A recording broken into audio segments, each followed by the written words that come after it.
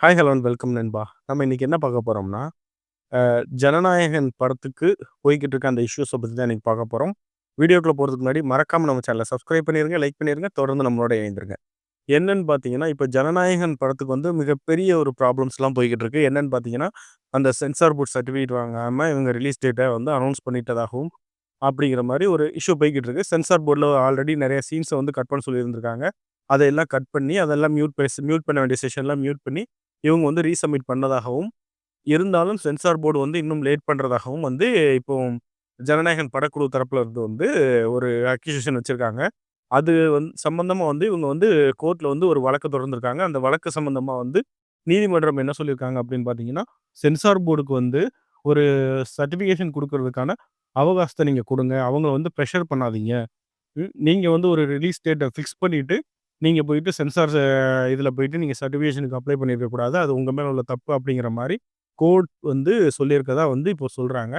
அது போக இந்த வழக்க வந்து 20ஆம் தேதிக்கு ஒத்தி வச்சிருக்காங்க.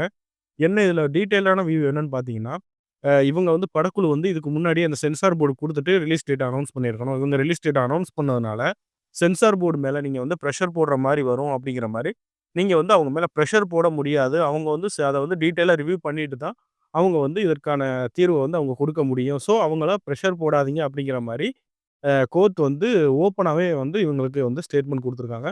ஸோ, இதுக்கு மேல என்ன நடக்கும் அப்படின்னு பார்த்தீங்கன்னா, இந்த சென்சார் போர்ட் சர்டிஃபிகேஷன் வந்து மேக்ஸிமம் 20ஆம் தேதிக்குள்ள வந்துருச்சுன்னா, இவங்க வந்து படத்த ரிலீஸ் பண்ணிருவாங்க. கேஸ வாபஸ் வாங்கிட்டு, சப்போஸ் அதுக்குள்ள வரல அப்படிங்கிற பட்சத்தில 20ஆம் தேதி ஹியரிங்ல என்ன நடக்கும் அப்படிங்கிறத பொறுத்து தான் வந்து, அடுத்தடுத்த ஸ்டெப்ஸ் வந்து இது எத நோக்கி போகுதுங்கிறத வந்து நம்ம சொல்ல முடியும். பட் என்னைய பொறுத்தளவுல பார்த்தீங்கன்னா, ஒரு இம்பாக்ட் வந்து எப்ப கிரியேட் ஆகும்னு பார்த்தீங்கன்னா, பொங்கலுக்கு ரிலீஸ் ஆகுறத விட, அது எவ்வளோ லேட் ஆகுதோ, அத பொறுத்து இம்பாக்ட் இன்னும் கொஞ்சம் அதிகமா இருக்கும்னு நான் நெனைக்கிறேன். ஏன்னு பார்த்தீங்கன்னா, அ ஒரு அந்த படம் வந்து லேட்டா ரிலீஸ் ஆக எலக்ஷன் நெருங்கிட்டு இருக்கு. ஸோ, இது கூட வந்து வோட்டிங் பெர்சன்டேஜ வந்து இன்கிரீஸ் பண்றதுக்கு வந்து வாய்ப்பு இருக்கிறது அப்படிங்கிற மாரி என்னோட ஒரு ஒப்பீனியன். ஸோ, லேட் ஆனா நல்லது தான் விஜய் ரசிகர்களே கொண்டாடிக்கோங்க. ஒண்ணும் பிரச்சனை இல்ல. ஏன்னா, நீங்க எலக்ஷன் டயத்துல இந்த படத்த பார்த்துட்டு நீங்க தாராளமா நீங்க வோட் பண்ணிக்கலாம்.